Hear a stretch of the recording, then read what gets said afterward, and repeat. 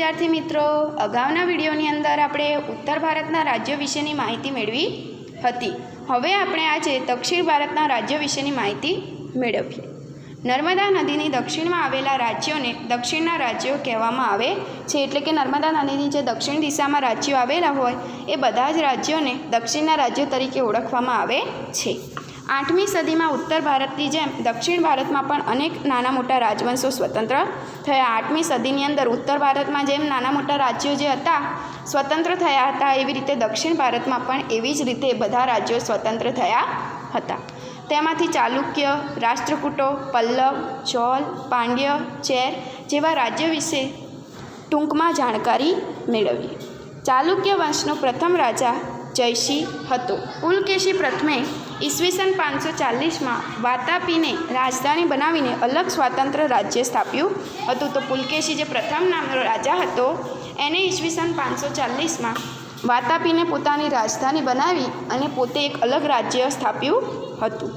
આ વંશ વાતાપીના ચાલુક્ય વંશ તરીકે ઓળખાતું હતું અને આ વંશમાં કીર્તિવર્મા, પુલકેશી પ્રથમ, પુલકેશી બીજો જેવા મહત્ત્વના શાસકો થઈ ગયા. વાતાપીના ચાલુક્યોની સત્તા નબળી પડી ત્યારે તેમની એક શાખા કૃષ્ણા અને ગોદાવરી નદીના વચ્ચેના પ્રદેશમાં સ્થાપિત થઈ. તો એમની જે સત્તા હતી એ સત્તા શું થઈ, ધીમે ધીમે નબળી પડવા માંડી અને એના લીધે જે રાજ્યો હતા એ રાજ્યો શું થયા, અલગ અલગ એટલે કે સ્વતંત્ર થવા લાગ્યા અને એમાંની એક શાખા કૃષ્ણા અને ગોદાવરી નદીની વચ્ચે સ્થાપિત થઈ. તેનો સ્થાપક વિષ્ણુવર્ધન હતો. આ પૂર્વીય ચાલુક્ય શાસકોએ પોતાની રાજધાની વેંગીમાં રાખી હોવાથી તેઓ વેંગીના ચાલુક્ય તરીકે ઓળખાયા હતા. વાતાપી અને વેંગીની જેમ કલ્યાણીમાં પણ ચાલુક્ય વંશની એક શાખા હતી અને આ ચાલુક્યો કલ્યાણીના ચાલુક્ય તરીકે ઓળખવામાં આવે છે. તો આ જે રાજ્યો હતા, રાજાઓ હતા, એમની અલગ અલગ જગ્યાએ શું કરી હતી, પોતાની ચાલુક્યો સ્થાપી હતી અને અલગ અલગ એની સ્થાપના કરવામાં આવી હતી. દક્ષિણમાં ચાલુક્ય વંશની પડતી થઈ ત્યારે રાષ્ટ્રકૂટ વંશની સત્તાનો ઉદય થયો. ધીમે ધીમે શું થયું, દક્ષિણની અંદર ચાલુક્ય વંશની પડતી થવા લાગી અને એના લીધે શું થયું, રાષ્ટ્રકૂટ વંશની સત્તાનો શું થયો, ધીમે ધીમે ઉદય એટલે કે આરંભ થવા લાગ્યો. આ વંશનો સૌથી પ્રથમ રાજા ઇન્દ્ર પ્રથમને માનવામાં આવે છે. તો આ જે વંશ હતો એનો સૌથી પ્રથમ રાજા કોણ હતો, ઇન્દ્ર પ્રથમ તરીકે ઓળખવામાં આવે છે. ગોવિંદ ત્રીજો રાષ્ટ્રકૂટ વંશના શાસકોમાં સૌથી વધુ શક્તિશાળી શાસક હતો. આ સમયમાં યાદવ વંશના 2 રાજ્યો અસ્તિત્વમાં હતા, એક દેવગિરી અને બીજું દ્વાર સમુદ્ર. દ્વાર સમુદ્રમાં હોયસલ વંશનું શાસન હતું. મુખ્યત્વે કયા કયા રાજ્યો હતા, એક દેવગિરી અને બીજું દ્વાર સમુદ્ર. તો દ્વાર સમુદ્રની અંદર હોયસલનું શાસન હતું અને દેવગિરીમાં યાદવોનું શાસન હતું. દ્વાર સમુદ્ર હોયસલોની રાજધાની હતી અને દેવગિરી યાદવોની રાજધાની કહેવાતી હતી. આ પ્રશ્ન કદાચ તમને 1 માર્ક્સની અંદર પૂછાય તો હોયસલોની રાજધાની કઈ, દ્વાર સમુદ્ર, અને દેવગિરીની તો યાદવોની કઈ, તો દેવગિરી હતી. દક્ષિણમાં કલ્યાણી ચાલુક્ય સામ્રાજ્યના પતન બાદ ત્યાં નવા રાજ્યોનો ઉદય થયો. તેમાં વરંગલના કાકતીય પણ હતા. કૃષ્ણા અને કાવેરી નદીઓ વચ્ચેના ભૂમિ પ્રદેશ ઉપર તેમનું રાજ્ય હતું. વરંગલ તેમની રાજધાની હતી. આવો જ એક મહત્ત્વનો વંશ પલ્લવ વંશ પણ હતો અને આ વંશની સ્થાપના બપ્પદેવે કરી હતી. તો પલ્લવ વંશની સ્થાપના કરનાર વ્યક્તિ કોણ હતું, તો બપ્પદેવ નામના વ્યક્તિએ એની સ્થાપના કરી હતી અને તેમની રાજધાની કાંચીપુરમમાં હતી. મહેન્દ્રવર્મા પ્રથમ, નરસિંહ મહેતા પ્રથમ અને નરસિંહવર્મા બીજો આ વંશના મહત્ત્વના શાસકો હતા. તાંજોર, ત્રિચિન્નાપલ્લી અને પુદુકોટ્ટઈ જ્યાં આવેલા છે ત્યાં મધ્યકાળમાં ચોલ મંડળનું રાજ્ય હતું અને તાંજોર તેમની રાજધાની હતી. રાજરાજ પ્રથમ, રાજાધિરાજ પ્રથમ અને રાજેન્દ્ર પ્રથમ ચોલ વંશના મહત્ત્વના શાસકો હતા. અહીંયા તમને ચોલ વંશના જે મહત્ત્વના 2-3 રાજાઓ છે એમના તમને અહીંયા નામ આપેલા છે. દક્ષિણનું આવું એક પ્રાચીન રાજ્ય પાંડ્ય પણ હતું અને પાંડ્યોનું રાજ્ય નાનું હતું પણ વેપારનું સૌથી મોટામાં મોટું મથક તરીકે એની ગણના કરવામાં આવતી હતી. રાજ્ય કેવું હતું, નાનું, પણ વેપાર અને વાણિજ્યની દ્રષ્ટિએ એ સૌથી મોટામાં મોટું મથક તરીકે ઓળખાતું હતું. આ સમયે તમિલથી અલગ થયેલા એક ભાગ પર ચેર વંશનું શાસન હતું અને ચેરનું બીજું નામ કેરળ અથવા મલયાલમ છે. તો ચેરને બીજા કયા નામે ઓળખવામાં આવે છે, તો કેરળ અથવા મલયાલમ. અયન ચેર વંશનો પ્રથમ શાસક હતો અને સેતુવંગન ચેર શાસકોમાં સર્વશ્રેષ્ઠ શાસક તરીકે એની ગણના કરવામાં આવતી હતી. હવે આપણે નવો મુદ્દો જોવાનો છે, રાજપૂત યુગની શાસન વ્યવસ્થા. તો રાજપૂત યુગમાં વિવિધ રાજ્ય વંશોનું શાસન હતું. આ જે યુગ હતો એની અંદર વિવિધ રાજ્યો હતા અને એ રાજ્યોની જુદી જુદી વંશોનું શાસન ચાલતું હતું. એ સમયમાં શાસક રાજ્ય વંશોમાં પરિવર્તનો આવતા, પરંતુ રાજનીતિક પરિસ્થિતિમાં કોઈ ફેરફાર જોવા મળતા નથી. રાજપૂત યુગમાં રાજાનું પદ વંશ પરંપરાગત હતું અને રાજાનો જ્યેષ્ઠ પુત્ર રાજ્યાધિકારી બને તેવું ન હતું. એટલે કે રાજપૂત યુગ હતું એની અંદર પદ એકદમ કેવું હતું, વંશ પરંગત હતું, પરંતુ રાજાનો જ્યેષ્ઠ પુત્ર જે હતો એ રાજા બને તેવું જ શક્ય હતું નહીં અને રાજા પોતાના પુત્રોમાંથી ઉત્તરાધિકારી તરીકે કોઈ એકને પુત્રને યુવરાજ બનાવતા. આ યુવરાજ પાછળથી રાજા બનતો. લોકો અથવા રાજદરબારીઓએ ચૂંટણી કરીને અથવા પસંદગી કરીને રાજાઓની પસંદગી કરી હોવાના ઉદાહરણો છે.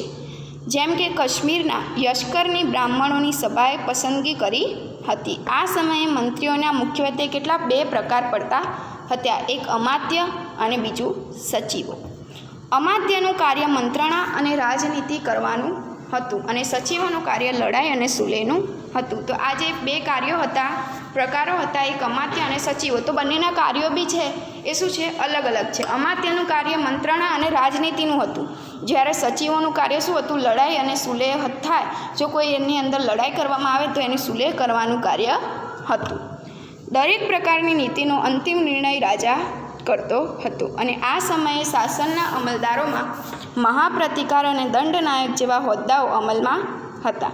નગરની સભાનો વડો નગરપતિ કહેવાતો હતો. એનો જે વડો હોય, એનો મુખ્ય હોય અધિકારી, એને નગરપતિ તરીકે ઓળખવામાં આવતો હતો. રાજપૂત યુગમાં ગ્રામીણ સંસ્થાઓનું મહત્ત્વ વિશેષ હતું અને આ સંસ્થાઓનો એવો વિકાસ થયો કે મુગલ કાળમાં પણ ગ્રામ પંચાયતનું મહત્ત્વ રહ્યું. ઉત્તરની જેમ દક્ષિણ ભારતમાં પણ ગ્રામ પંચાયતને આધીન હતું. ઉત્તર ભારતમાં પણ ગ્રામ પંચાયતને આધીન હતું અને દક્ષિણ ભારતમાં પણ એવું ને એવું જ ગ્રામ પંચાયતને આધીન જોવા મળે છે. તેનો વડો મુખી કે સરપંચ ગણાતો હતો. કેટલીક બાબતોમાં ગ્રામસભા ન્યાય આપતી, પરંતુ રાજ્યના શાસનમાં ન્યાયતંત્રનો સર્વોચ્ચ વડો રાજા ગણાતો હતો. હવે આપણે જોવાનું છે નવો મુદ્દો, વેપાર વાણિજ્ય. રાજપૂત યુગમાં વાણિજ્ય વ્યવસ્થા ઉપર દેખરેખ રાખવા માટે એક અલગ વિભાગ હતો. આ વિભાગ વિદેશ ખાતેના વેપાર ઉપરની જકાત વસૂલ કરવાની, વસ્તુઓનું મૂલ્ય ઠરાવવાની અને રાજ્યમાં ઉપયોગી થતી વસ્તુઓ મંગાવવાની વગેરે વ્યવસ્થા કરતો હતો. તો જે રાજપૂત યુગ હતો એની અંદર વાણિજ્ય વ્યવસ્થાની અલગ અલગ જ દેખરેખ રાખવા માટે એક બધા સ્વતંત્ર વિભાગો જ કરવામાં આવ્યા હતા. આપણે જોયા એ પ્રમાણે જકાત વસૂલ કરવાની હોય, મૂલ્ય ઠરાવવાનું હોય, વસ્તુઓ મંગાવવાની હોય વગેરેનો એની અંદર સમાવેશ કરવામાં આવે છે. મુખ્ય કર જમીનની ઉપજનો 6ઠ્ઠો ભાગ હતો. રાજપૂત યુગમાં જમીન પરનો કર ભાગના નામે ઓળખાતો હતો, કે જમીન પરનું જે કર હોય, ભાડું હોય, એને શું કહેવામાં આવતું, ભાગ તરીકે ઓળખવામાં આવતું હતું. આજે પણ જમીન ઉપર કર લેવામાં આવે છે. બંદરો અને નાકા ઉપર તથા સંચાઈ ઉપર કર ઉઘરાવવામાં આવતો હતો અને આ સમયે દરિયાપારના વેપાર માટે ગુજરાતના સ્તંભ તીર્થ અને ભૃગુ કચ્છ બંદરો જાણીતા હતા. હવે આપણે જોવાનું છે ભારત પરના વિદેશી આક્રમણો. 8મી થી 12મી સદી દરમિયાન ભારતમાં મુસ્લિમ આક્રમણો થયા. તો 8મીથી લઈને 12મી સદી જે હતી એ દરમિયાન ભારત ઉપર કેટલાય જાતના મુસ્લિમ આક્રમણો થયા હતા. 8મી સદીમાં આરબ રાજ્ય સત્તાનો વિસ્તાર કરવાના હેતુથી મુહમ્મદ ઇબ્ન કાસિમે ભારતના ઉત્તર પશ્ચિમ ભાગ ઉપર શું કર્યું હતું, આક્રમણ કર્યું હતું. વાયવ્ય ખૂણામાંથી સબુકતેગીનના લશ્કરે પણ આક્રમણ કર્યું હતું, પણ આ આક્રમણો તે સમયે ભારતમાં રાજ્ય સત્તાની સ્થાપી શક્યા ન હતા. એ પછી ગજનીના સુલતાન મોહમ્મદ ગજનીએ ઈસવીસન 1000થી ઈસવીસન 1026ના સમયગાળામાં ભારતની અઢળક ધન સંપત્તિ જોઈને કેટલીક ચડાઈઓ કરી. તો એ જે સંપત્તિ જોઈ 1000થી લઈને 1026 તો જે સમયગાળો હતો એની અંદર અઢળક સંપત્તિ જોઈને એ લોકોએ શું કરી, કેટલા યુદ્ધો, કેટલી ચડાઈઓ કરી.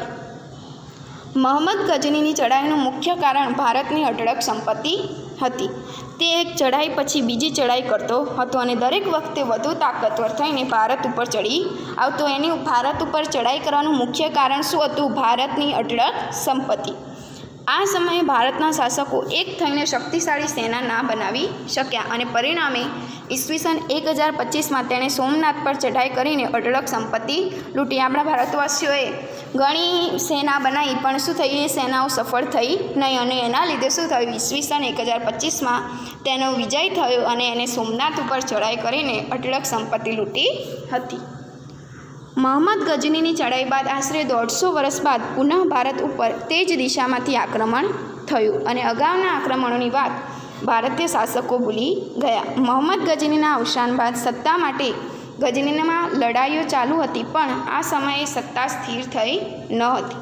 ત્યારે આપણા શાસકો આ નબળાઈનો લાભ લઈ શક્યા નહીં. પરિણામે 12મી સદીના અંતમાં શિહાબુદ્દીન ગોરીએ આક્રમણ કર્યું અને શરૂઆતમાં તેને કેટલીક હાર સહન કરવી પડી. છેવટે તરાઈના મેદાનમાં તેણે બીજી ચઢાઈમાં પૃથ્વીરાજ ચૌહાણને હાર આપી અને દિલ્હીમાં સત્તા સ્થાપી હતી. શરૂઆતમાં એને કેટલી હાર સહન કરવી પડી પરંતુ છેવટે મહેનત કર્યા બાદ એને તરાઈના મેદાનમાં બીજી જે ચઢાઈ હતી એમાં પૃથ્વીરાજ ચૌહાણને શું કર્યો? હરાવ્યો અને પોતે દિલ્હીમાં પોતાની એક અલગ સત્તા સ્થાપી હતી. અહીંયા આપણો પાઠ પૂરો થાય છે અને તમારે બધાએ સ્વાધ્યાયનો પ્રશ્ન નંબર 1, પ્રશ્ન નંબર 2 અને 3 નોટમાં લખવાનો રહેશે.